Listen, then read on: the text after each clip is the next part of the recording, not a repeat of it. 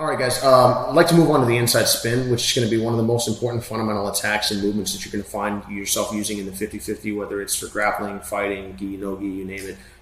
This is an absolutely critical movement. It attacks the front corner of your opponent's base, and you're going to use it to sweep, to finish, to set up all sorts of attacks. So let's get right into it. Now, we're going to start inside the 50-50 entanglement. I'm always protecting my inside heel hook as usual. Again, for a gi setting, you can get away with having your foot out, but as people have gotten sharper with the steamer locks and things like that, you're still going to want to make sure that you're a little Johnny on the spot in your defense. So my hips are up as always. I'm not lazy with my core. My inside spin attacks this angle. So as I set my 50-50, Adam is responding by setting his base into a triangle. I'm going to attack through this line. It's very, very important. Now, if you notice, my body is positioned at the front corner of this triangle. However, my attack comes through the flat side. This is, again, something that we're going to be seeing as a recurring theme in our attack and in our movements. And this is going to be key for destabilizing him, because if I consistently try to run into Adam's shin, I'm going to find myself struggling.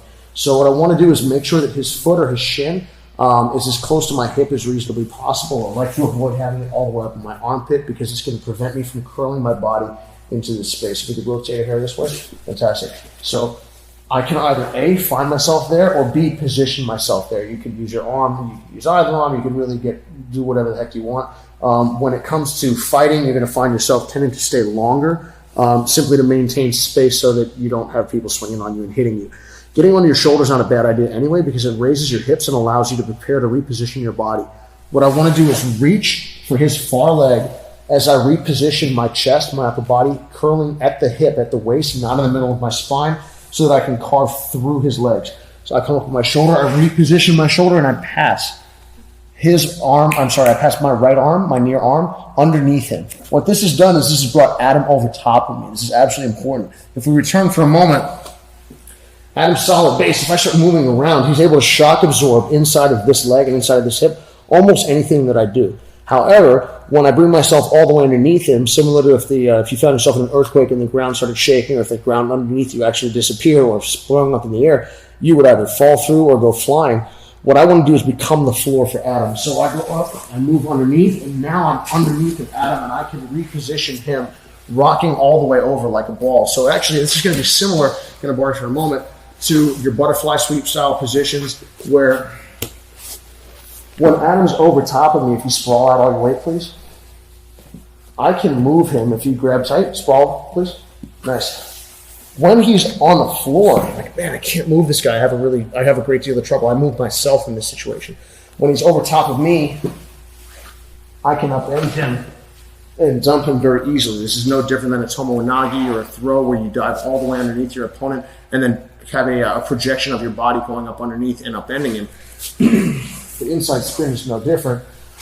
I'm going inside hand all the way under the armpit. Now that I find myself underneath and he's over top of me, I can expand and sit my partner or opponent's hips down on the ground, immediately turning to the outside, executing my technical stand-up, and I've scored in the position, taking 2 points or taking top position where I can strike effectively if necessary.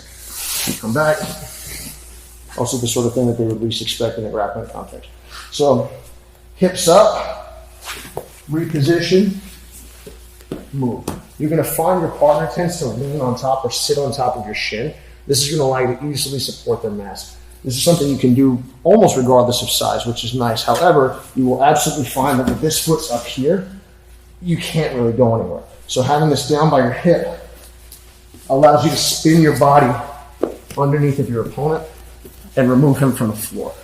With almost all of your sweeps, you're trying to scrape this other person off of the ground, put yourself underneath, and then you can either launch or dump them, but you're not trying to push over a structure that's in front of you. If we come back one more time.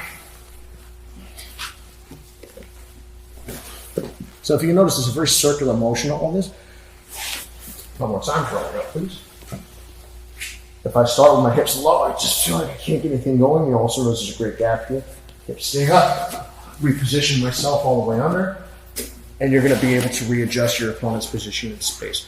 This is going to be important in grappling. This is going to be important in fighting. This is something against close to a wall. If you found yourself there in a fighting context, You can also turn your opponent and project him out into space rather than into the fence, which allows you to gain the opportunity to sweep into a place where you're actually going to come up on top.